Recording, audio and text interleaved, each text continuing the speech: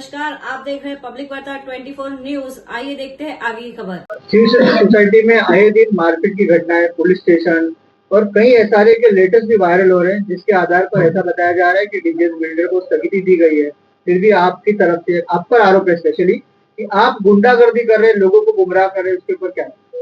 देखिए, अभी आप इतने सारे पत्रकार लोग आप मुझसे जो सवाल पूछ रहे हैं, आप एक भी वीडियो ऐसा बता दीजिए या एक भी ऐसा हरकत मेरी बता दीजिए कि जहां मैंने कहीं गुंडागर्दी की हो या कहीं किसी के साथ मैंने अपशब्द बोला हो।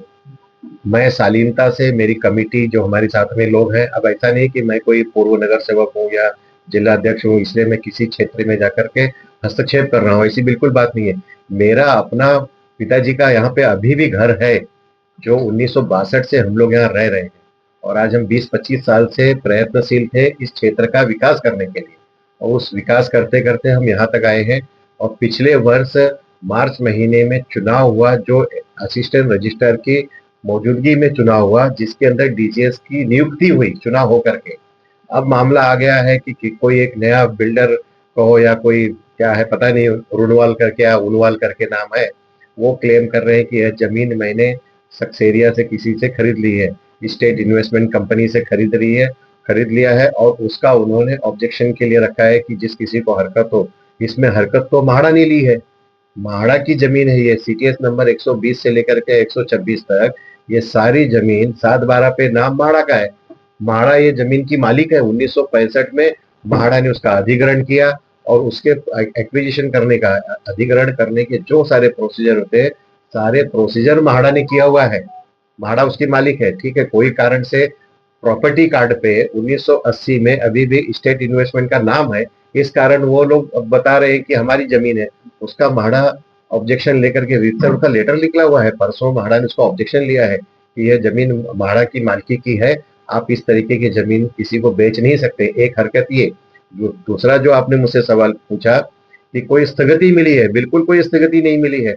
अभी परसों क्लस्टर डेवलपमेंट, मतलब इसको क्लस्टर करके घोषित करके इसका सर्वे करने के लिए म्हाडा ने लेटर निकाला, सॉरी एसआरए ने लेटर निकाला है कि इसका सर्वे किया जाए। और जो सर्वे हो रहा है, सरकारी अधिकारी सर्वे करते हैं, हम लोग थोड़ी ना सर्वे करते हैं।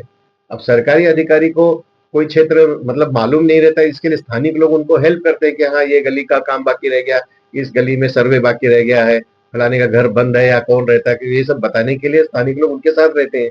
अब आप मुझे बताइए, आपको भी पता है पिछले साल पुलिस स्टेशन के अंदर पुलिस के कॉलर पे हाथ डालना, पुलिस अधिकारी का हाथ पकड़ना, उनको कामकाज में रुकावट डालना, इस प्रकार का एफआईआर क्यों हुआ? क्योंकि पुलिस के खुद के सीसीटीवी में सारी बातें आई थी। ऐसा नहीं कि कोई झूठ बोल करके झूठी केस लिखाई गई। उसके बाद में अभी परसों की घटना है, जो सरकारी अधिकारी आते हैं यहाँ पर सर्वे करने या नंबर डालने करने, उन सरकारी अधिकारियों का घेराव किया था। तो कितना योग्य है मुझे बताइए? गुंडागर्दी वो करें, गाली गलौज वो करें। अभी जो लोग हैं, जिन लोगों ने झूठे झूठे लेटर दिए हैं, अभी आपको सब पता है, इन लोगों के 10 रिकॉर्डिंग मेरे पास में है। मैंने खुद रिकॉर्डिंग मतलब करके रखा हुआ है कि मुझे माँ बहन की गालियां देते हैं।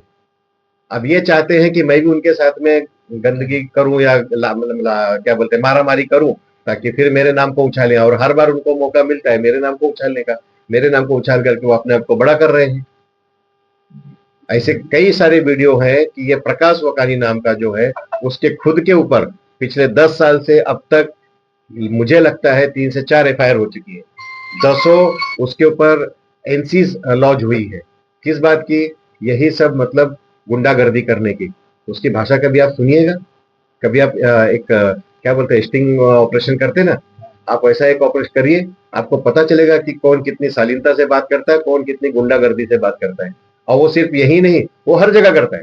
और वही लोग फिर अभी उनको भी कोई मिल जाता है ज्ञान देने वाला, तो ज्ञान दे दिया है कि काउंटर कंप्लेंट करके रखे रहो। इस तरीके की बातें हैं। देखिए, ये बस्ती का विकास आप यहाँ की जनता से पूछ सकते हो। 90% जनता चाहती है बस्ती का विकास हो। ये 10% लोग जो होते हैं, ये हर बस्ती में होते हैं इस तरीके के न्यूजेंस करने वाले लोग, उस प्रकार के ये लोग हैं।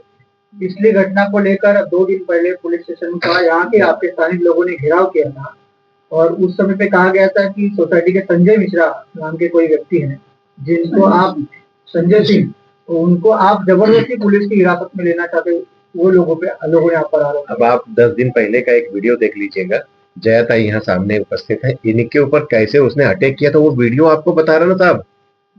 हम कोई झूठी केस लिखाते नहीं है ना। वीडियो के अंदर दिख रहा है कि वो संजय सिंह कैसे ताई के ऊपर अटैक कर रहा है, और वो व्यक्ति को क्या अधिकार है कि स्लम घोषित बस्ती में गेट बंद कर देना कि यहाँ से कोई आएगा जाएगा नहीं। मैं आपसे ये पूछना चाहता हूँ, स्लम घोषित बस्ती है, कोई जमीन का मालिक नहीं है, संजय सिंह जमीन का मालिक नहीं है, सरकार उसका डेवलपमेंट करने के लिए डेवलपर अपॉइंट कर रही है, डेवलपर ऑलरेडी अपॉइंटेड हो गया है। पंचरत्न सोसाइटी जिसमें संजय सिंह रहता है, उस पंचरत्न सोसाइटी का जीबीआर पिछले साल हो गया, उसका एक्सेप्टेंस क्लियर हो गया, एसआरए के अंदर उसका सारा सब कुछ मंजूरी हो गई है, और वो लोग कहते नहीं हमको डेवलपमेंट करना ही नहीं, हमको डेवलपमेंट करना नहीं है। और इसी डीजीएस बिल्डर से यही संजय सिंह मिलने गए थे, उसका हमारे पास में और वीडियो रिकॉर्डिंग है। किस लिए गए थे मिले, क्या मांग की थी, वो संजय सिंह से आप पूछिए। वो मांग पूरी नहीं हुई तो विरोध करना।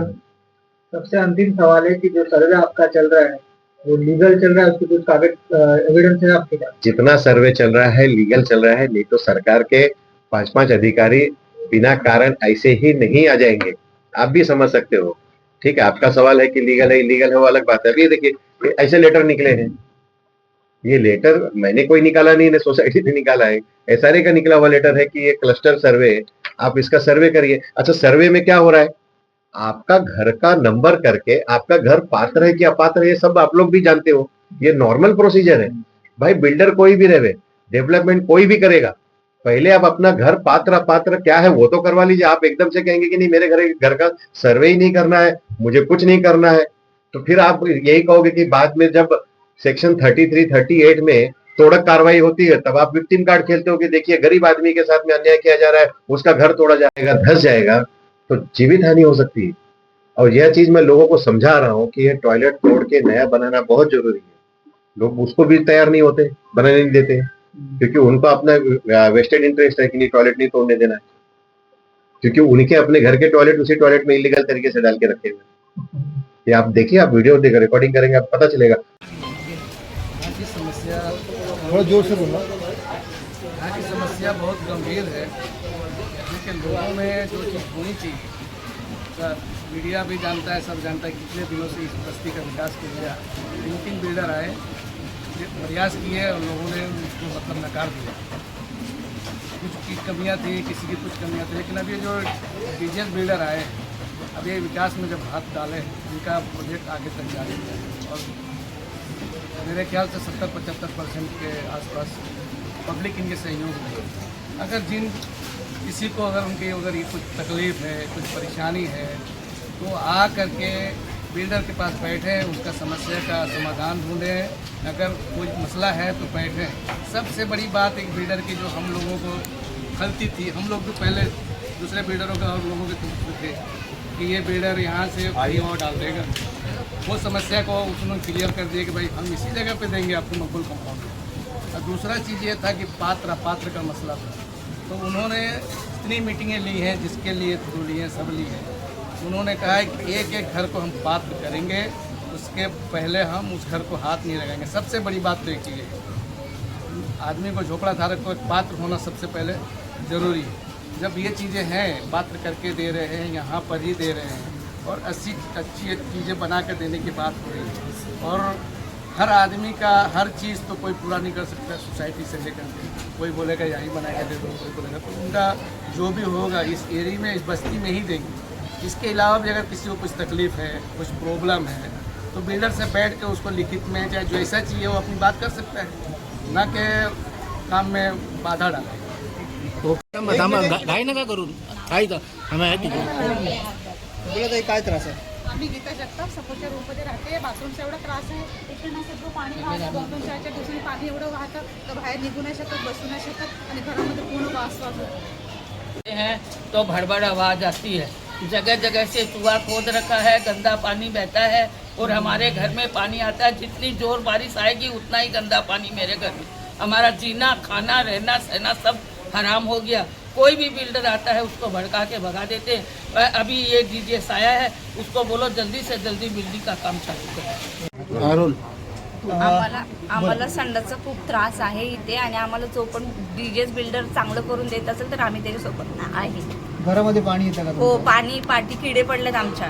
दरवाजाच्या पाठीमागे आम्ही तो दरवाजा पण नाही ओपन करू शकत, एवढे किडे आहेत तिकडे. घरी किती मुलं आहेत? घरी 2 मुलं आहेत. आम्ही म्हणजे माझे दीर जाऊ सगळे आम्ही एकत्र फॅमिली राहतो इथे. त्रास होतो. हो, आम्हाला खूप त्रास आहे संडासचा.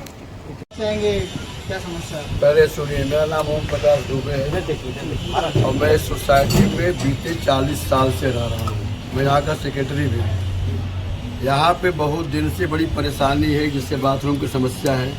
कितने बिल्डर आए गए, काम जब इस समय पे काम बढ़िया से हो रहा है, फिर भी यहाँ पे कुछ ऐसे लोग हैं जो गुंडा टाइप के हैं। उनके ऊपर पुलिस का कंप्लेन भी है, उनके ऊपर केस भी है, लेकिन जब भी यहाँ सर्वेयर जाते हैं सर्वे करने के लिए तो किसी न किसी बहाने उस काम को रोकते हैं। मैं ये चाहता हूँ कि अभी ऐसा न होने पाए, यहाँ का विकास जल्द से जल्द हो जाए। डीजीएस बिल्डर अच्छे से काम कर रहा है, कमेटी भी अच्छे से काम कर रही है। मैं यही बार बार आग्रह करूँगा इस बस्ती वालों से कि अब आप कचरे में से निकल के बाहर आइए, और बाहर आ चुके हो, लेकिन कुछ लोग ऐसे हैं जो आपको रोक रहे हैं, आप उनके बहकाए में नहीं हैं। ठीक है, धन्यवाद।